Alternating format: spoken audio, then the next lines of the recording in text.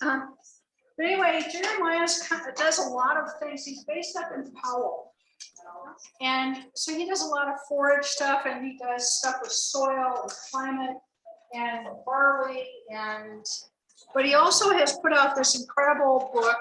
He's the co-author on Wyoming Grape Guide. And so there's actually a couple of vineyards here in Laramie County. There's some up in Goshen and Torrington. And so Jeremiah tonight is going to, in a nutshell, tell us how to grow grapes, do grapes well, and give us a tour of the book that he co-authored. So with that, I'm going to turn it over to Jeremiah, and hopefully you guys will learn something and enjoy this. And if you don't have a grape guide, they're up here to pick up. Hello? Thank you, Catherine. I appreciate it. Hello, everyone. Sorry couldn't be there in person. Of course, from 1 o'clock to make it down to Cheyenne from Powell up here is kind of unfeasible. But glad to be able to fill in. Some big shoes to fill, though. Unfortunately, you don't get to hear Jenny Thompson. Hopefully, you'll get to hear her presentation at some point. But I'll do the best I can to fill her shoes. That's a really good talk. Yeah. So real quickly, before we get into the presentation, the grape guide, the intention of that grape guide was to try and pass on knowledge that the University of Wyoming's research stations, the Sheridan Research Station and the Powell Research Station, basically pass on that information that they gleaned or learned through the research with Dr. Sadnan Dekny when he was here and his work with grapes. And so we're just trying to pass that on. So the grape guide was not, there is tons of books out there and tons of resources on how to grow grapes. And so we did not want to recreate that textbook, so to speak, for you. What we really tried to do with this guide is to boil it all down to what is relevant to Wyoming, because the rest of that, all you can source as much as you want and chase it as far as you want and become an expert in grapes if you so desire. And so this was really just a kind of how-to guide for anybody that was a novice or maybe had never even heard of grapes, right, or grape growing. And so just to try and give them the best information we could to try and make them successful right out of the gate and that. So let me share my screen here with you and we'll get started. As you can imagine, and I'm sure as you have noticed through your whole experience in the Master Gardener training or being a part of the Master Gardener organization, there is way more knowledge and depth into any presentation or anything that we have time for usually. So I just want to put a plug in that this last fall, so in August, we did a Growing Grapes in Wyoming symposium up in Sheridan. It was a 2-day event. I believe there was a couple individuals from Cheyenne down in your area came up to that. We're hoping to do a few more of those in the next 2 years. I have a specialty crop grant through the Wyoming Department of Agriculture and to host those events and that. So we're trying to transfer this knowledge, but also capture that knowledge as well. And so ideally, I'm trying to bring in outside speakers. So this symposium that we just did in August, we brought in some specialists out of University of Minnesota and their grape breeding program. And the reason why we did that is because a lot of the varieties that we are growing here in Wyoming in the vineyards at the research centers are coming out of their grape breeding program. And so it was kind of nice to get back to the source and hear what they're doing and get their perspective on things. Catherine or whoever's at the helm, make sure to flag me down if there's questions, be glad to answer or elaborate. I'm going to kind of go through this presentation fairly quickly though. I think I got like 60 slides or something like that in here. So this presentation really is built for an hour or more, but we'll try and cut it down so you're not too long there. So anyway, again, my name is Jeremiah Vardaman. I'm an extension educator for agriculture and horticulture. I'm up in the northwest part of the state. I'm up in Powell, Wyoming, and very similar to you. You guys have a little bit longer growing season, I believe, than we do up here. But even up here, it's conducive. We do grow grapes. This is an image of me in the Powell Vineyard at the Powell Research and Extension Center. And those are Frontenac Gris is a cluster of Frontenac Gris that I'm holding there. So this is their vineyard up there. It does happen. We can grow grapes. So that's a big thing. Here's a quick presentation outline. Like I said, I'm going to jump through this pretty quickly because each one of these bullet points we could spend days or hours on discussing. But I'll try to jump through the history grapes really quickly. Growing in Wyoming, that's where I want to really focus our efforts, and site selection, vineyard establishment. That's where, I mean, I probably don't have to tell you guys this, but grapes are a vine. They're a woody perennial, and so they're there for a long time. And so putting in the effort ahead of time will pay you huge dividends in the end. And so spending a lot of time doing the right selection of the varieties, understanding where your vineyard is going to go, installing it correctly, taking the time to do that will save you a lot of time and heartache in the end, or redoing things, which is never pleasant, at least in my experience. So we'll get into a little bit of variety selection, planting, cultivation, pruning. We might not get to that. And if it is, it's going to be a really ugly crash course. But I'm just going to reference you back to that grape guide. And then also on the university's website, there is a barnyards and backyards web page. If you're not familiar with that one, you can put it in a Google search, just barnyards and backyards, and it'll pull it up, or contact Catherine. She can connect you with that. And on that website, there is a tab that is specifically all grapes, and anything we create and put together is going into that tab. So look into that. If we have time, we'll jump into the UW research, what we're seeing, and that. So history of grapes, real quick. It's one of the oldest cultivated fruits that we know of. It's out there basically it came out of the Middle East, kind of by the Baltic Sea area, moved around. There is, of course, even today, anthropologists are finding clay pots over like in Egypt or up in Greece, any of those areas in the Mediterranean areas. And when they sample what was inside those pots, they're finding out that there was either wine or grapes. So a lot of times. So that's very, very common. That's probably not a big shocker. Current grape production worldwide, these are old numbers, 2011. I should probably look into it and update it, but commercial production was 90 countries. 70% of wine, 70% of grape production is for wine, then 28% table and 2% dried. So, you know, our emphasis is really on wine production for that. A lot of production out there. If you look at it in a global perspective, you can kind of see a pattern, right? And I don't think I have to really point this out to you, but a majority of it, let me see if I can get my highlighter out here.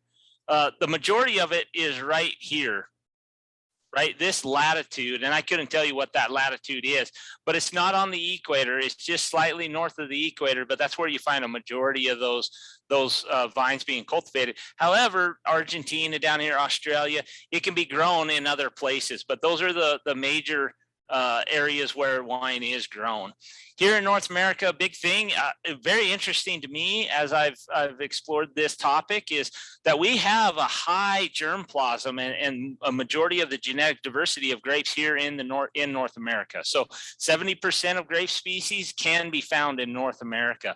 Another thing I found very interesting, and we'll jump to it in the next slide here, but every state of the nation grows grapes. You can find grape production in every state of the United States. So that's really interesting to me. You can look at those, but again, it's nothing different, right? We're doing table grapes, we're doing wine grapes, juice, raisins. Up in the northeastern part of the United States, we're talking New York, Vermont, up in there, Canada, they do ice wine production, which is a very, very sweet wine. It's a dessert wine is what it's considered. And that's different than normal wine production, where they leave the berries on the vine to freeze to concentrate those sugars to get that sweetness. But here's that grape production for the United States. Everybody can grow grapes and is growing grapes to some level. We're not all Napa Valley, California, or anything like that, or the Finger Lakes up there in the Northeast. But we can do it. And here in Wyoming, we do. So Wyoming cultivation looks like this. We got 25. Again, these numbers are a little old, but we had 25, 30 acres under grape vineyards. Our vineyards are pretty small, though. right? So the number of vineyards is 20. And so, we're only talking a few acres, maybe half an acre or something like that. Varieties that are being grown is Frontenac Gris, Marquette, Beta, Valiant, and Concord. Annual production approximately 45 tons. So pretty impressive. Number of wineries we had to, and news to a lot of people is there is a Wyoming Grape and Wine Association. So if you're interested, look into that. It might be something you want to plug into. I'm not sure how active that association is right now. All right, so let's get into the nitty gritty. Growing in Wyoming. I think if I was there in person, I'd ask you to fill in this next slide, but I'll do it since we're virtual. But going through the Master Gardener training, being a Master Gardener, you probably can fill this in by yourself. So the benefits of growing grapes in Wyoming, we have a dry, arid climate, and that is a positive. Most people probably don't look at that as a positive when we're cultivating anything, but for grapes, it is a positive. They actually do well in dry, arid climates, mostly because it's a disease and insect pest pressure mitigation. We don't have to spray as much up here, or maybe even at all.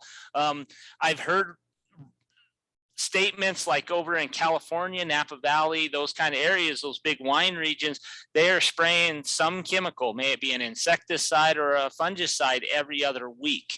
And so it is extensive pest management on their front. But over here, we don't see that as much. Doesn't mean we don't have pests, but our climate really benefits us that way.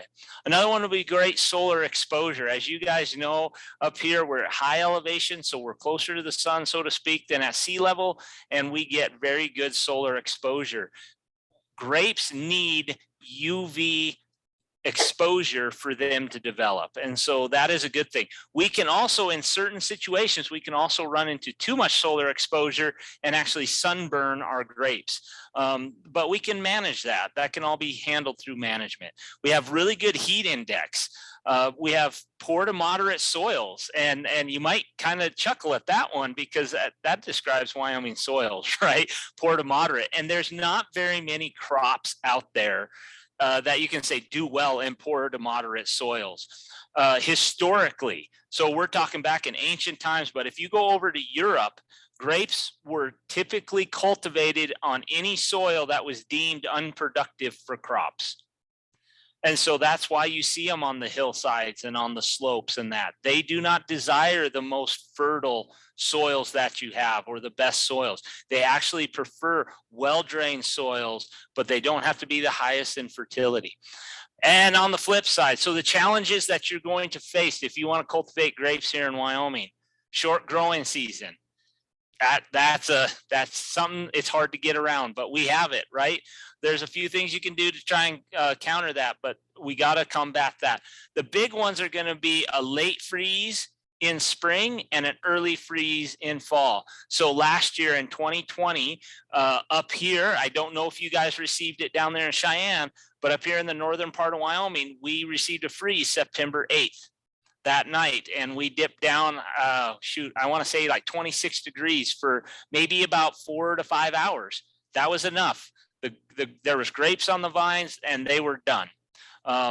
We did not get a harvest that year because of that. They froze, and it was probably 2 weeks early from those vines being finished ripening that fruit and able to harvest. The research centers, we did not do anything to try and mitigate that freeze or anything like that. You could have gone out there and tried to cover the vines. You could have harvested the vines and taken a quality loss out of the vines or out of the bunches, excuse me. There's irrigation practices you could combat that with, but they didn't try and do that. Cold damage is another one. So we're talking the damage from winter. Right, so winter desiccation, how severe our cold temperatures can kill the vines as well. So you're going to struggle with that. Lack of water in if you don't have irrigation, you're going to have challenges, right? So grapes are not going to do extremely well with our annual precipitations. Maybe if you were close to the mountains and got maybe a rain shadow effect and got maybe 18 inches of moisture annually or something like that, you might get by. But you do need irrigation water is the best practice for grapes. However, they are a drought tolerant species, so it's not like a corn crop. All right, so diving into site selection. Again, I think you're dealing with a perennial vine, right? That is, so over in Europe, they have vines that are over 100 years old. And so here in Wyoming, we have vines that are at least 10 to 15 years old that I know of.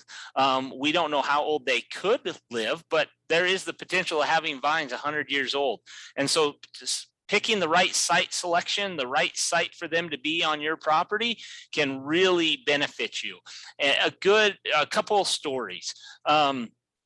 I know a grower here in the Bighorn Basin out of Worland, and he was growing a variety called King of the North, and he was not getting any fruit production off of that variety. And he had an entire trellis that was 120 feet long with that variety on it. He had 3 other varieties that he was harvesting every year.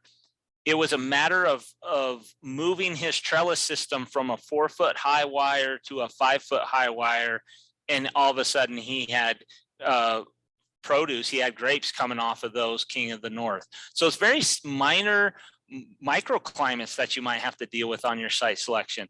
Another example is out of Fremont County. I talked to some individuals and they had, I think it was Frontenac on one part of their property, which was kind of to the southeast of their house. And then they had Swenson's Red on the west side of their house. And the Swenson Red was not doing very well in comparison to Frontenac. It would yield, it would give them some fruit, but it wasn't doing as well as Frontenac. And they were asking me, what's different, what can they do? And from my perspective, the little bit of information I knew, my best assumption was that that probably wasn't the best location to put those grapes. They got the western winds, the western blowing prevailing winds, and brought all the cold and the storms, and those vines just suffer being in that site. So selecting that right site is going to really depend and matter. But at this point, I really like to step back because I always get hounded when I give presentations on grapes, because there are certain people in the audience that are going for yield and great production. And that's kind of what my presentations are tailored towards. But then there's also another sector of people that are just interested in the aesthetic beauty of grapes. And they want to maybe plant them on an arbor or on a fence or on some way on their landscape that just brings beautification to their property. And they're not as concerned about the yield. And so I always want to start this off with is, what is your goal for growing grapes? And that will help dictate it. A lot of the concepts will transpose. Doesn't matter if you're going for aesthetic beauty or for grapes. And for that matter, even if you're growing grapes for aesthetic beauty, you still can get grapes. You're just probably not going to get the highest quality or the highest yield out of it. But everything transfers over. So it's something to think about, but then the training and management of those vines might be slightly different. So factors that influence in site selection, and this is a really, really busy slide and all that, but the big thing to take away is just understand your property.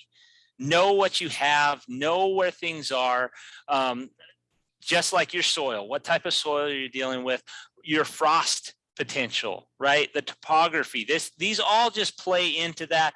Read that grape guide. It'll hopefully give you a little bit more clarification on those influencing site selection and what to look for on that, or give me a phone call. Glad to walk through that with you and help you choose it. But all of this really matters of where you put that vineyard, where you put that trellis, and what factors are going to affect them. This is, again, that checklist, and it's going to go through it. I don't want to bore you with that busy slide. But one of the big things that we need to be aware of in Wyoming, and I know you deal with it there in Cheyenne, we deal with it all over the state, but is just our wind patterns.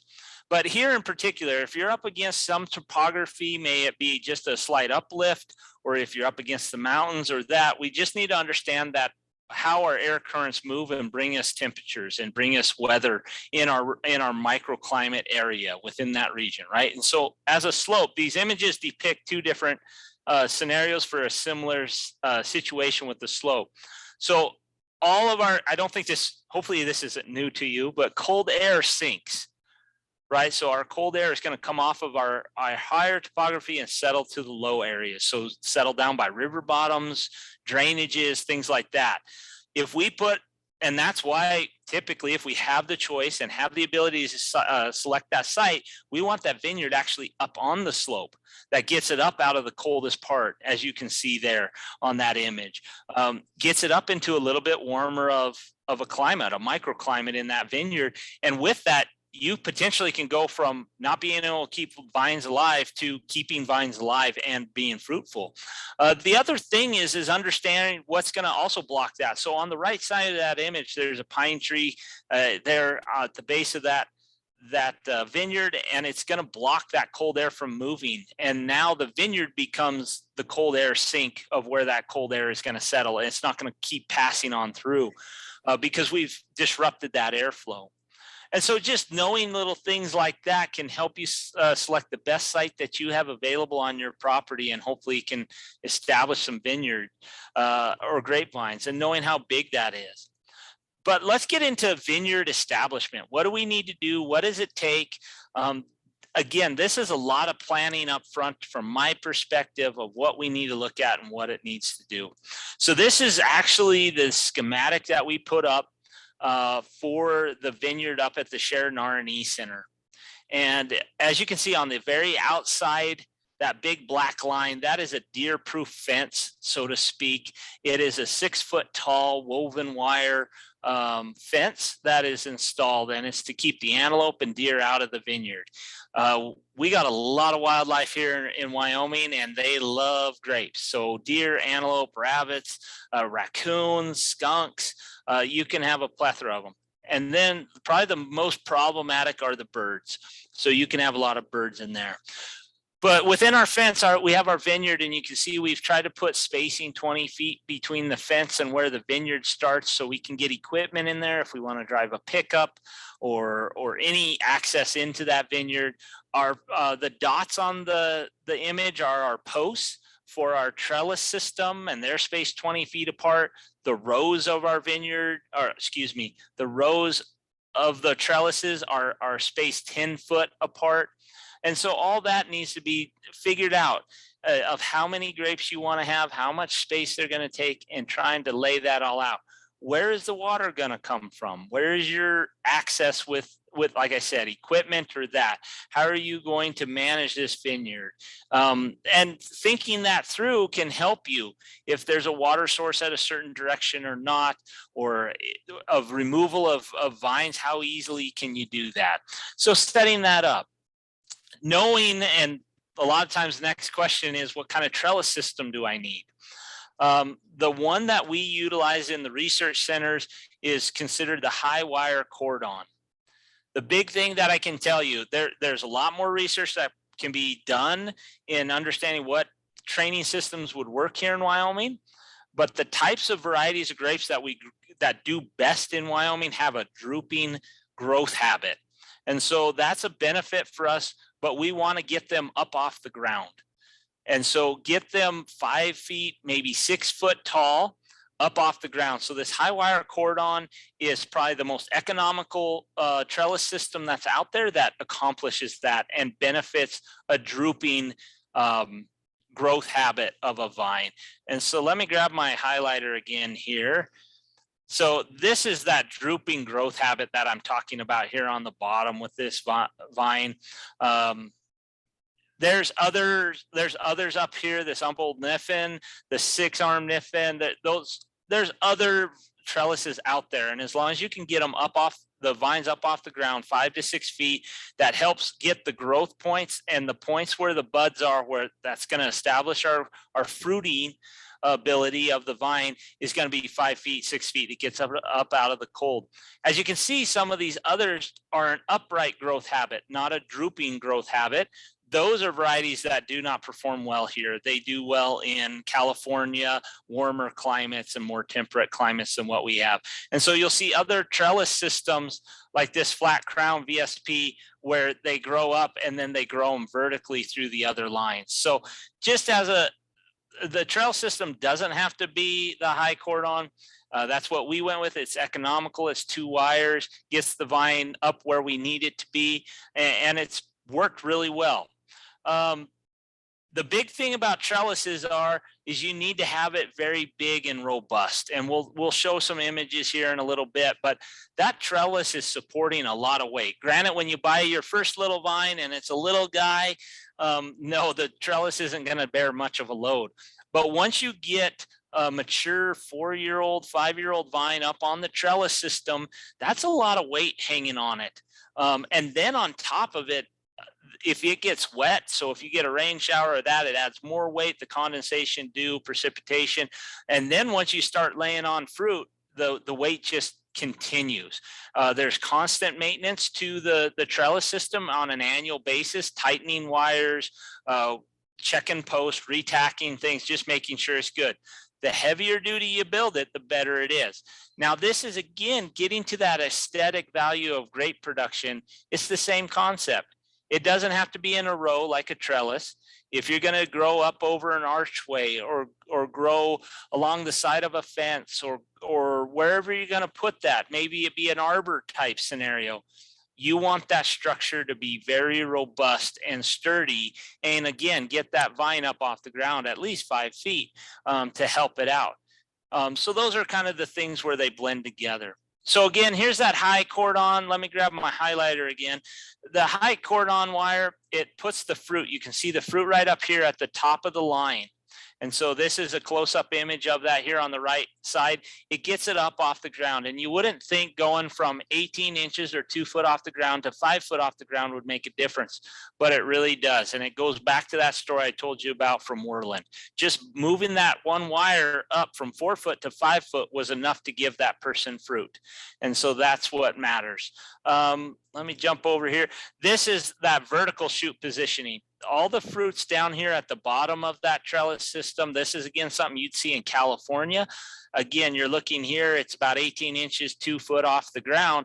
And for us here in Wyoming, a lot of times that's too close to the ground and we're getting into those cold points in our microclimates within our vineyard, and that can kill those buds to a point, not that it can terminate certain varieties, but it won't necessarily terminate all varieties. So you could still have a vine that's living and surviving, but it's not fruiting and it's not yielding you any fruit. And so just having the right trellis system or growth habit would make a big difference there. Trellis supplies. I don't try and spend too much time on this. The big Wyoming people are pretty resourceful, and there is nothing wrong with reusing supplies or anything that way. Don't feel like you have to go out and buy brand new or anything that way. But what you do use as a trellis system, make sure it's solid and robust and heavy duty enough to handle the weight. That's the big thing I can tell you. You can do this. There's no wrong way to do it. There's just the various options. A lot of them come within.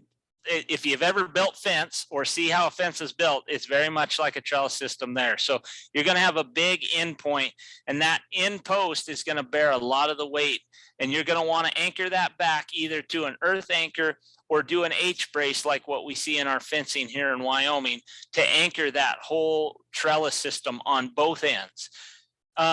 Typically, those are wood. They can be metal. So if you're getting into like drill stem or drill pipe, it could be that. You're not going to use T-posts at this point in the trellis system. You want heavy duty posts. I would say you want at least 5-inch post, if not bigger. I would probably err on the side of a 6-inch to 8-inch post on the end here would really help. This is an earth anchor. It goes in the ground and you can tie off to that eyelet. Those are about 3 foot in the ground.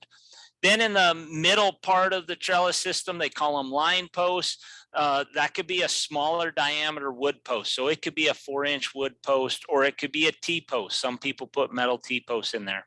People use wire tighteners. They use, this is a wire vise. It installs through the piece of wood of the brace post, and that wire comes through, and it's like a Chinese finger trap. When that wire tries to pull back through, it clamps down on it. And so you're able to pull and tighten it, but when you release the tension, it holds and clamps down. this is probably the most important thing. All these other items I just briefly talked about, you can get all those all locally at your local Ace Hardware, lumber store, whatever, wherever you source those materials. You can also order them online, but that gets a little more expensive with the shipping. This wire vise, if you wanted to go that route, but especially this wire, it's 12.5 gauge wire, and it's a coated wire. I would recommend you order that from a vineyard supply store or an orchard supply store. And the reason for that is we can't always source this locally. But this wire is critical. It is coated, so it's not going to rust and wear through and break. Don't use barbed wire. Don't use smooth wire that you could pick up at the local farm and ranch store or anything like that. You could use it, but over time, it's just going to keep stretching and stretching and stretching with the weight of those vines and eventually break. And you're going to have vines on the ground, and you're going to have to splice that wire, get it back tight, and get the vines back up off the ground and try and salvage those vines. This wire's very heavy gauge, and it's going to handle the weight. It's going to handle the tension. You'll keep stretching it from the shrink and swell of that wire with our conditions here, our weather conditions and seasonality. But so far, I have not seen a wire break in our 2 vineyards yet. So let's see. So here's just some other ways you can do a straight post. For an end post, you can incline that post and anchor it back. And then here's that H brace or double-ended post. So these are just different anchoring ends that you can do on the ends of the post, on both ends of that trellis system. Just so you see how that goes. I already talked about this. Vineyard establishment cost. Of course, with vineyards, you're going to put in the upfront cost, right? You're going to put in a lot of money up front to try and get this thing established and going. Depends on how resourceful and what you have lying around or what you can get for cheaper. Rough estimates are $2,000 to $8,000 per acre to install stuff. But that really depends on your resourcefulness, right? All right. But this is the big thing people want to know. What should I plant? What should I grow?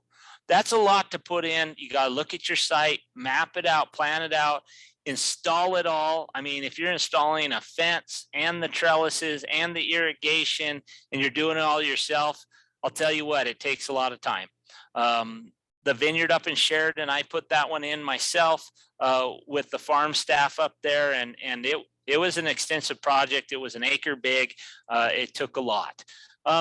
So once you get to this point, variety selection matters, right? We put in all that time. We want to get the right one. Interesting enough, there's different varieties of grapes out there, right? The first one is European bunch grapes or European grapes.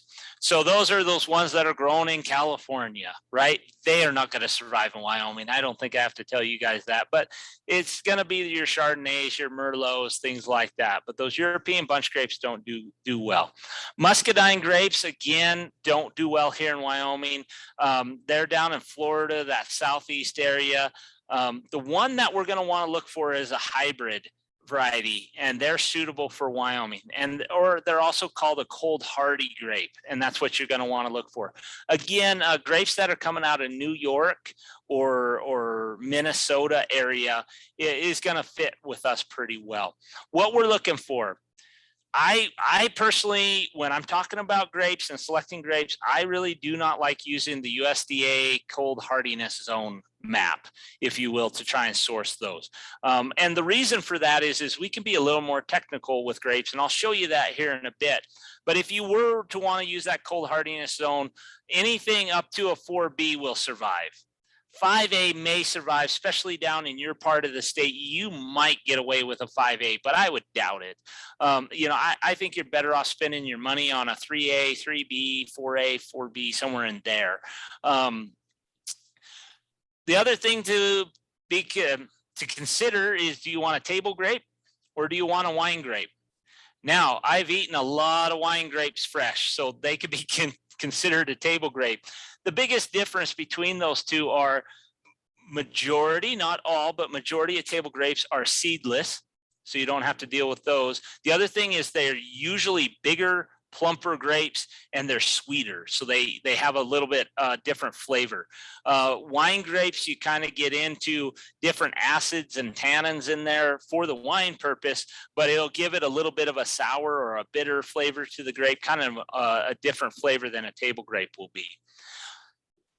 Again, I don't think I have to say too much on this one, but anything that's a mid-season to late variety just is not going to make it here. And so one of those varieties that we're growing in the vineyard that has not made is Elvira. The vines look beautiful. They grow every year. They put on lots of bunches of grapes. Our weather terminates their growth about 2 to 3 weeks before those grapes would be ripe. And so they just aren't going to make it. So you want to pick an early variety. Let's see, let's jump. Berry color matters to people depending on what you're wanting to do with those. Berry cluster can matter, things like that. Is the variety bare rooted or grafted? We do not want grafted varieties of grapes here in Wyoming. And the reason for that is there's a good chance you're going to freeze the union point of that graft. And you're going to be left with the native rootstock, which puts up really small berries, not very good flavored berries, and you're not going to be happy. But so the University of Minnesota has these varieties that they're putting out. They have a great website here. It's listed in the grape guide, so you can look at that.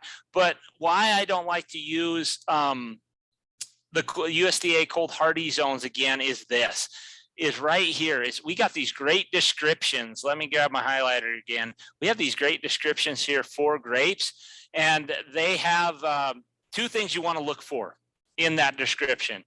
This V. riparia stands for, it's the genus and species name for Vitis riparia. And Vitis riparia is native grapes to North America. And so they use that native plant in the breeding of these hybrids.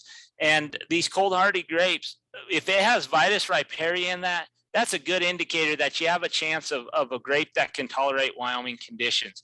And why that is because they're cold tolerant. They're also low in disease factor. They're just that native rootstock that already grows here. We have grapes growing here in Wyoming, native grapes. I've found some up in the Bighorn Mountains. I think you could probably find them down in the Snowies or any of the other mountain ranges in Wyoming. I've just only seen them and looked for them in the Bighorns. The other factor is temperature. They'll tell you a threshold temperature that grape is good for, and that's the cold point in the winter time. So if you can get a grape that has the lowest temperature, the better off you are, right? So Frontenac here is good as low as negative 33 degrees Fahrenheit. For you guys, I think you do a little bit better there in the Southeast than we do up here in the Bighorn Basin in terms of winter. We have what is considered open winters. We get snow cover and it melts off. And so our ground is bare and we don't keep an insulating blanket of snow for a good portion of the winter, especially during the coldest part. I think you in the Southeast and especially up in the Northeast do a little bit better job. Is once you get snow, you kind of keep some snow cover on the ground. Even if it's 2 inches, that's an insulation blanket that helps those vines out, even though you get cold. But just watching for those two indicators is a good indication of if that vine will survive in Wyoming or not. If that temperature starts creeping up they have some vines that are good at 0, right? There's some that are good at 20 degrees. Well, those are probably not going to do as well here in Wyoming. So here's Frontenac Gris. It is bred out of Frontenac. It looks like my circle moved off of Frontenac. But it's just the white version of Frontenac. It does really well. Again, here's Marquette. Here's that Vitis riparia again in there. So that's a good indicator. Let me back up a little bit. This is a good time to talk. You can see this cluster shape. Let me grab my highlighter just so you see that better. Look at the cluster shape on that. These are kind of smaller berries, but kind of a long strung out cluster. Frontenac Gris is similar in their cluster shape that I've seen for Frontenac. But if you look at Marquette, look how tight those berries are. It's compact is what they call it, a compact cluster. And so it just understand that the look of the berries and how they are different. This one's La Crescent, Vitis riparia again, negative 34. Again, very beautiful. It's a white grape. So that might matter, but just those are some good examples. Another thing that I always like to highlight is if you're going to source nursery stock, I would recommend go with a licensed nursery with grapevines. There's nothing wrong. I would totally discourage you from doing any box stores. So Ace Hardware's, Home Depot's, Lowe's, any of those stores that get in those. And the reason for that is grapes can come with diseases in them, viruses or bacteria already infected in the propagation for you. If you go through a licensed nursery, they've gone through the process of screening their stock for you and getting a clean stock in there. If you're gonna, two things, and I didn't mention this one yet, and I probably should have. With grapes, we want to hold that grape off here in Wyoming until the third, possibly fourth year before we start producing any fruit off of that. So you're waiting 3 or 4 years before you get your first production off of that vine. I don't think I'd want to get to year 3 and then find out I have a disease that I have to terminate the vine for. The other part of that is if our vines can live possibly to 100 years, then we want to start out with as clean and disease-free stock as we possibly can. So that's a big plug. If you have a good local nursery, if you work with them and ask the right questions and are diligent, you could get some good stock through them, but most likely it's not going to come through as a guaranteed screened for disease-free stock. So I always encourage getting licensed nurseries when can. Any questions at this point? Okay, I'm going to plow on. Planting and cultivation. Planting is pretty, I think it should be pretty straightforward, especially to this group. It's like any planting for any hardwood perennial or woody perennial plant. You're going to want to dig that hole wide enough and deep enough to take the roots. Right? We don't want the roots to bend or curl or anything that way into the hole. We want that hole, maybe an inch deeper than the roots are long, just to give it a little extra room. The vine needs to be buried at the crown of the plant. And so if you remember, that is the union point between the trunk and the roots, and that can be identified where those roots start or where that root flare is. And so that wants to be right at the surface level of your planting. After you plant, water immediately. My recommendation for the best success for planting of vines, typically they come in bare root stock. Not always, but a high percentage, especially if you order them from a nursery, they come in as a bare root tree. When you get those and receive those, you want to put them in a bucket of room temperature water. And you want to keep those in the bucket for probably 2 or 3 days at a minimum. And what that does is hydrates that vine. Most of the time those come in and they don't even have a bud that is broken yet or a leaf. And you want to put that vine in that bucket. It doesn't need to be in under grow lights. It doesn't need to be in the sunlight. It can be in a garage or a shop as long as it's warm enough. You want that in the bucket for 2 or 3 days, probably the room ambient temperature at 50 degrees or warmer. And all you're doing is hydrating that vine, letting it warm up, letting it soak in water and getting as hydrated as you possibly can before you put it in the ground. So if you could time it of when you get your stock in, you want 3 or 4 days before you actually plant. So hopefully your vineyard is already established. You're already got the trellis up. You are now just ready to plant at that point. Put that plant in the ground and then irrigate right after that. You can do it either with a bucket, with a garden hose, or if you have a drip irrigation system, put that in and just keep that plant hydrated. All right, so this is what our vines look like when you get them in the ground. They're really small here on the left-hand side. And this is what we're trying to accomplish in our first year, is get it to grow up to our top wire of our trellis, right? This is probably our better example here in the middle, a little bit further away. But what we're trying to do is we're going to take the dominant leader or shoot of that vine and start training it vertically. And so this is where vines are different than other woody perennials. So your trees are very erect. They have a lot of lignin component within their bark and trunk, and that's what gives them that vertical support. Vines do not have as much and need support to grow vertically. And so we want to put in a bamboo stake or and usually the bamboo stakes are not durable enough after 2 or 3 years, especially if they're a smaller diameter. But you want a pretty robust growth stake. You can stake right here next to it and tie that vine up to that to get it a vertical growth. We're going to tie it. You can use pieces of cloth. There's all kinds of tying material that you could source from a vineyard company, and they're going to tie loosely to that vine, to the stake, but you want it tight enough to hold it up and erect. But we don't want it too tight where it would girdle the plant. You're going to come back throughout the growing season and readjust those ties, because as that vine grows and develops and grows in girth, we're going to move those ties out, loosen them up so we don't girdle our plant. But our first year, what we're trying to accomplish is get that shoot, that main shoot, to get up to the top, our top wire. If a lot of times, as you can see with this shoot here, it's way above our trellis, that would be ideal. Let's get it as big, robust, and healthy as we can, as long as we get it to the top wire. What we're trying to do is develop a T shape, is what we want to have. But in our first year, we just need to reach the wire. After our first growing season, this is where at the end of the year, you're really going to want to make sure that trunk is nice and straight. Keep it nice and tight, because in the fall, it's going to go from this green, flexible, soft tissue of new growth, new year growth, and start setting wood.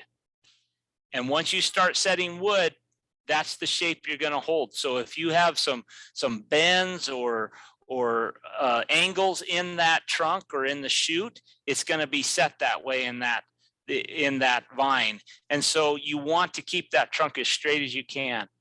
The next summer, so we're going to go through winter. We're going to come back to next summer. We're going to wait until about May, maybe June, to see how much of that vine survived above ground.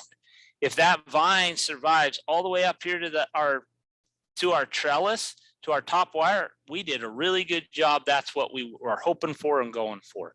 If it doesn't, if it dies back down here a ways or dies back down to the ground, we want to cut off all the dead material, pick the new shoot that comes from the roots, and start training it like we did the year before back to the top wire. If everything survives and we did great and it's at the top wire, we want to deadhead that shoot right at or above the wire. We want to pick the node or the bud that is near that top trellis wire and prune it right there, right above that bud. We're going to tie it to that trellis, and the two buds that are closest to that trellis wire, one on each opposite side of that trunk, what will become our trunk, is going to be our new growth points to start growing down the trellis wire and basically start making that T structure and shape. Any questions there? I think we're good, Jeremiah. Okay. All right. So here is just to give you a quick idea of what we're doing. This is not on a high cordon wire. This was just an image I stole, and it did a good job of just kind of demonstrating some stuff. If you remember right, we don't want a grafted union, so just disregard that part. Here's our trunk, and this is a mature old vine. Look how thick and dense that trunk is. When we deadhead or prune that trunk at the trellis wire, you're going to create what is called the head of the vine. And from that point, we're going to start growing what are called cordons. Sometimes they're called arms. And those go down. We want to train them down this wire. And it make a T. I mean, it's as simple as that. We want to make a T shape. So that second year, we're going to grow those cordons down that trellis, making a T shape fashion. We're going to leave all the vegetation. In the second year, you may have suckers coming up around the root, down here, down by the crown of the plant. You want to prune off all of those suckers. Just remove them all. Anything on the trunks and that, once I got some good growth down the trellis and I have good foliage up top, I can start trimming off anything and everything down the trunk.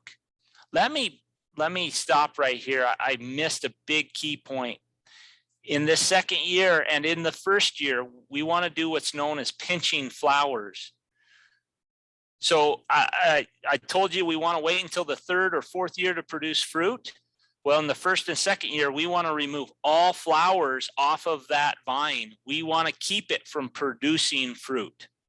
And the reason for that is when we start producing fruit, that's a sexual reproduction activity. And anytime you go into reproduction for a plant or animal, it's extensive energy use. And so we want to keep that vine from wasting that energy, so to speak. And we want it to put all those resources into a big, robust trunk system and a big, robust root system. So we want to pinch flowers the first year and the second year. And so you want to pinch flowers up here in the top foliage, but you'll also get some flowering along the trunk. And so you want to remove all of those. As your vegetation in the second year, up here along the trellis wire with your new cordons that you're training, as that develops and gets big and robust, you can start stripping off any vines that are trying to grow, any leaves, any flowers along that trunk, and clean off that trunk, very much like this one is. So this is what it kind of looks like. Our first year, we're trying to get to the top wire. The second year, we're trying to train these cordons down this wire. The only thing I would kind of argue about with these cordons is you can see the kind of waviness in the image. You want to make those cordons as straight as you possibly can on that trellis again. We want as straight as possible of a trunk, as straight as possible with the cordons. It's not going to be perfect, it's nature, but we want to make them as straight as we can because that will add stability and strength to our vines and make them last longer and give us the best possible fruit production. Once we've accomplished this, we're going to go through another winter. The next spring, we're going to do the same thing. Wait until May, June. We can wait that long if you want, and see how much of this vine is still alive. If it's living and growing up on the trellis system, then we move to the next step. If we don't, we go back until wherever we need to. It may die back down to the ground and we have to start over back here. It may just die to this point where we have a nice healthy trunk, but we lose our cordons. We can cut those off and retrain new cordons. Here with the vine, if it does survive and everything's alive on the trellis system, this is where we're going to define how big and how robust this vine's going to be. And so we do that by counting the number of growth points, nodes, or where the growth points are, the buds, on the cordons. You can see anywhere from 12 to 20 buds saved per cordon, and then you'll terminate at that end point. And what that does is forces the canes, but new shoots to grow from the cordon to the ground, and that's where our fruit's going to be. That's what we want. It's going to look like this over here once we're ready. How do you decide how many nodes to keep? Two things. One is variety, how fast of a growing variety it is. And the second thing is what's your spacing? Where this termination of this cordon is, you want that to be adjacent to the cordon of the next vine, so they're not overlapping. We don't want to compete for space.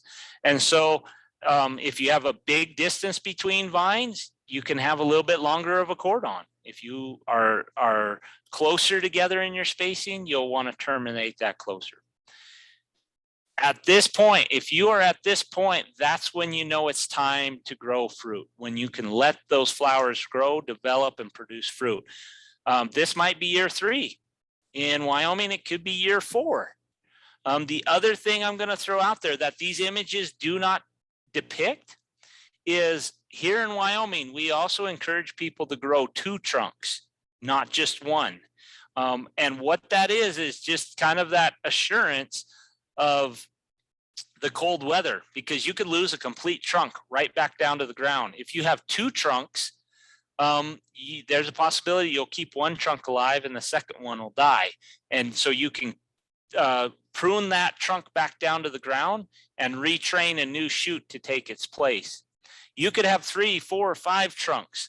Personally, I wouldn't go above 3 trunks if you're going to do it, because at that point, again, we're dividing the resources. So instead of having 2 healthy, maybe 3 healthy trunks, we now have 4 or 5 weak trunks that are probably more susceptible to the cold. So I would my personal opinion is I'd stick with 1 good, solid, healthy trunk or 2, whatever you think's best. We're going into fruit production that 3rd, 4th year, whenever we can achieve and accomplish this type of structure and growth above ground and maintain it. We want to go for fruit production. After this point moving forward, it's all into pruning. And pruning is maintaining our fruit and yield. I'm not going to get into it very much. I just want to tell you of 2 different pruning methods. The first one is cane pruning. So essentially we are going to remove this whole cordon. So on this image, after we've raised fruit and that from our 3rd, 4th year, we're going to remove everything off the top part of this vine besides the blue. So you can see we're cutting off that cordon, and this long blue cane here is going to be raised up in this next image on the trellis wire to become our new cordon. That's called cane pruning.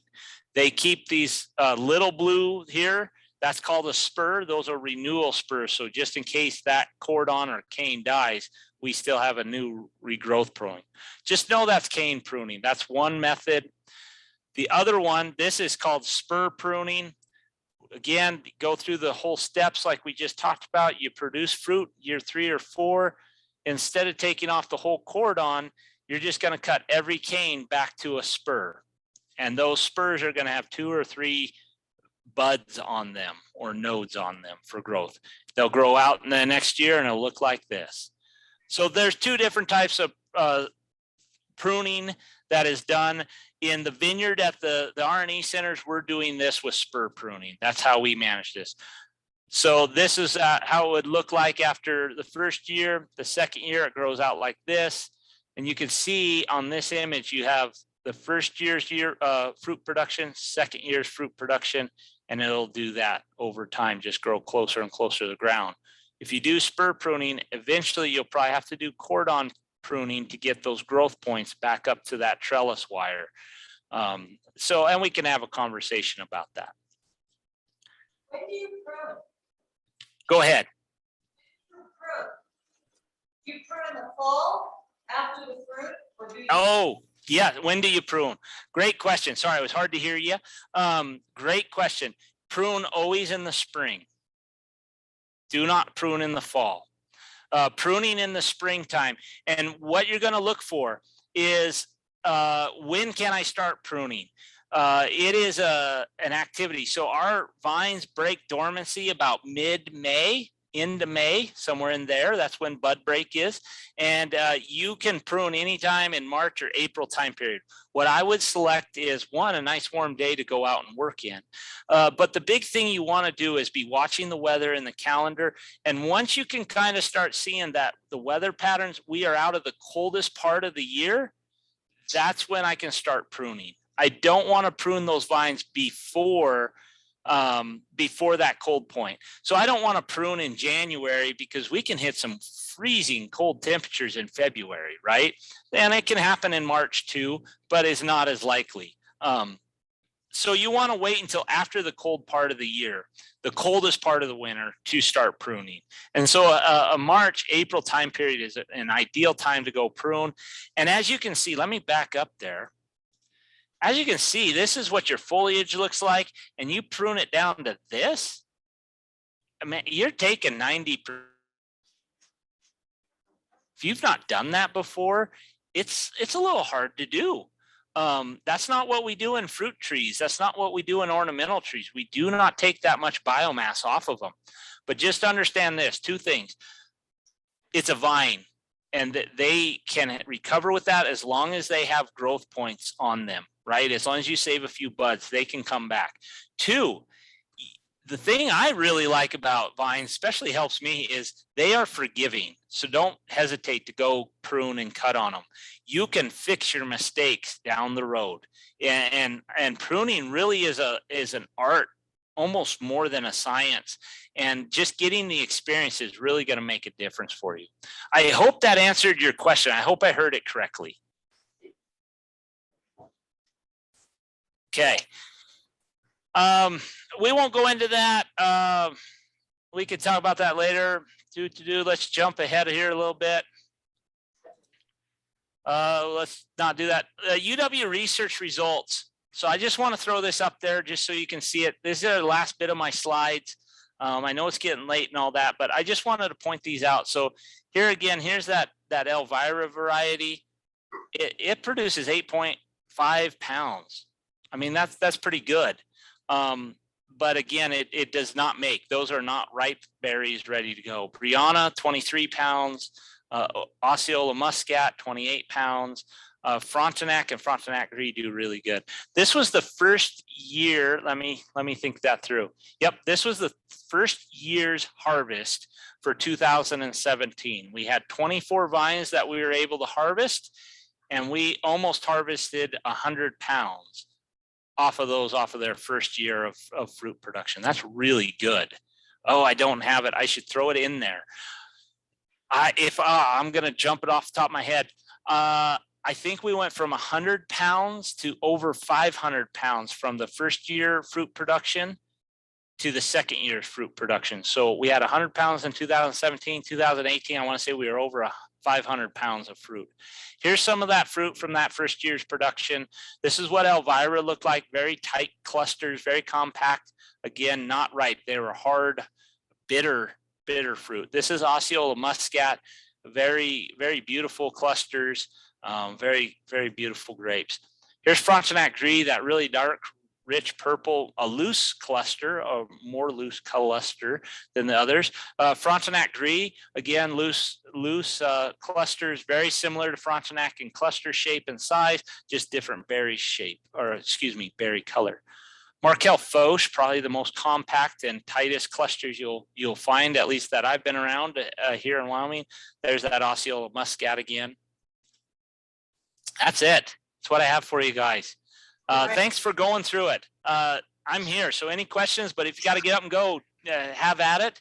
Again, congratulations for those that completed the course. Jeremiah, thank you for doing this, and especially on such incredibly short notice. No worries.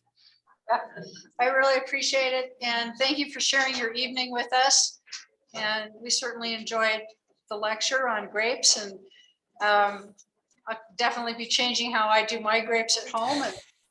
And when I teach it, I'll make sure that I have the grape guide a little bit more handy. No worries. Well, and anything, give me a call, Catherine. I appreciate it. I'm glad it worked out and I was able to help you. For everybody in the room, feel free to call me. This is what I do. This is my job. So I'm willing to answer, help you out on your individual endeavors and that. And watch that Barnyards and Backyards website. We're in the process of making some videos and putting together some more articles that kind of go in a little bit more depth on some of this stuff. So just trying to feed it in as much as we can, but don't hesitate to reach out. Thanks, guys. Take care. Thanks, Jeremiah.